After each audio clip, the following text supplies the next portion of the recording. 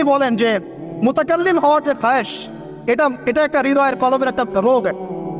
মুতাকাল্লিম হওয়ার যে খায়েশ মানুষের মধ্যে থাকে যে আমাকে সব বিষয়ে কথা বলতে হবে, এটা অন্তরের একটা রোগের নাম। তো এটা যদি একটা ইবাদত হয় তাহলে সিরাতের সুন্নতে আসতে হবে, আমরা এগ্রিত। ঠিক আছে। এখন দ্বিতীয় কথা হচ্ছে 3 নম্বর শর্তটা আরো ডেঞ্জারাস, সেটা হচ্ছে রিজিক হালাল হতে হবে।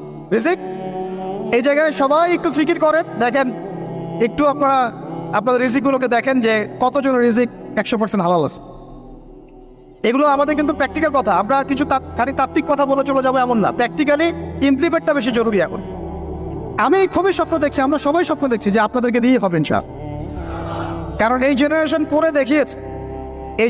করে দেখিয়েছে, এবং তারা আমাদেরকে দেখিয়েছে কোন ভাষায় কথা বললে কাজ হয়। এতদিন তো আমরা বলে আসতাম, তো এই ভাষার কথা বললেই আপনারা আমাদেরকে অনেক ট্যাগ দিতেন। ঠিক আছে, দেখেন জালেম জুলুম